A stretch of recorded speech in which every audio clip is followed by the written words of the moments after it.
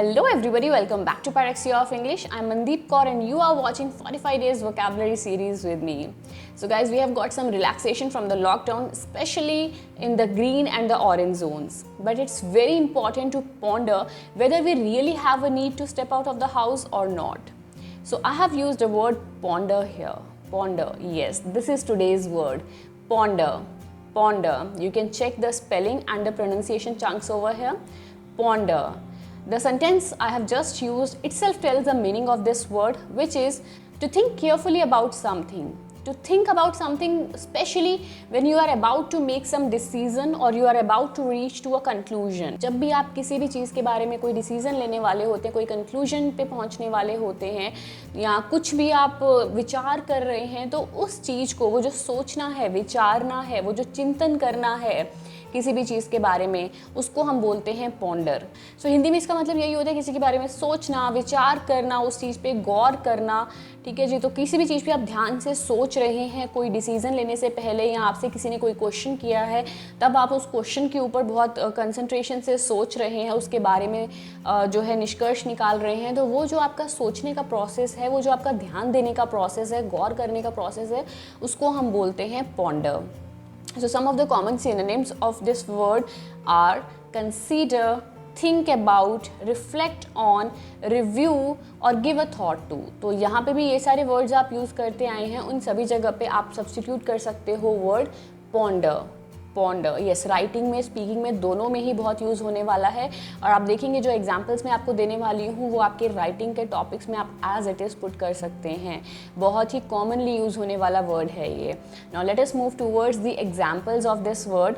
The first example is the following paragraphs would ponder over some of the solutions to this problem.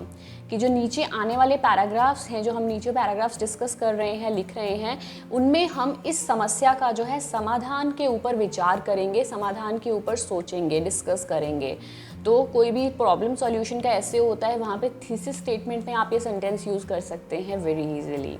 Now let us move towards second example, which is it is very important to ponder over the different options before making a final decision. मतलब कि किसी भी चीज़ के बारे में आप कोई फैसला ले रहे हैं, डिसीजन ले रहे हैं, तो उससे पहले जितने भी आपके पास ऑप्शंस अवेलेबल हैं, विकल्प जो आपके पास अवेलेबल हैं, उन सभी पे ध्यान देना, उन सभी के बारे में सोचना जो है बहुत ज़रूरी है, ताकि आप एक सही फैसला ले सकें, ताकि जो आपने डिसाइड किया है वो आपका डिसीजन एक राइटेस्ट डिसीजन होकर निकले. उसके लिए जितने भी आपके पास वेराइटी ऑफ ऑप्शंस या डिफरेंट ऑप्शंस अवेलेबल हैं, उन सभी के ऊपर ध्यान से गौर करना बहुत ही इंपॉर्टेंट है. So the next example is impacts of watching crime shows on the minds of young ones is a serious issue to ponder. मतलब कि जो क्राइम शोज हैं उनको देखने का प्रभाव जो बच्चों पे, जो यंग चिल्ड्रन हैं, उनके ऊपर क्या पड़ता है, ये बहुत ही गंभीर मुद्दा है, विचारने योग्य. मतलब इस चीज़ पे विचार करना, चिंतन करना बहुत ज़रूरी है कि जो टीवी पे या और किसी भी प्लेटफॉर्म पे जो क्राइम शोज़ दिखाए जाते हैं, हिंसा वाले नाटक जो दिखाए जाते हैं, उनका छोटे बच्चों के दिमाग पे क्या असर पड़ता है. बहुत ही इम्पॉर्टेंट है इस चीज़ को सोचना, विचार करना, इस चीज़ को कंसीडर करना. ठीक है जी. And the last example is student should ponder which course is most suitable for them before applying for admission into the universities. मतलब कि यूनिवर्सिटीज़ में एडमिशन के लिए अप्लाई करने से पहले ये बहुत इंपॉर्टेंट है कि स्टूडेंट्स इस चीज़ को सोचें, विचार करें, ध्यान दें इस चीज़ पर कि उनके लिए कौन सा कोर्स जो है वो ज़्यादा सूटेबल है, ज़्यादा उनके लिए एप्ट है. क्योंकि रैंडमली स्टूडेंट्स किसी भी कोर्स को ऑप्ट कर लेते हैं, so just to get into one of their favourite universities और just to get admission in one of their favourite location. तो इससे इम्पॉर्टेंट क्या चीज़ है कि वो पहले देखें कि कौन सा कोर्स उनके लिए ज़्यादा सूटेबल है, उनके लिए ज़्यादा बेनिफिशियल है. तो उस चीज़ पे ध्यान देना, उस चीज़ के बारे में सोचना जो है इम्पॉर्टेंट है. ठीक है जी. So guys, all of these examples are related to your writing topics and you can use all these sentences as it is in your writing section task 2.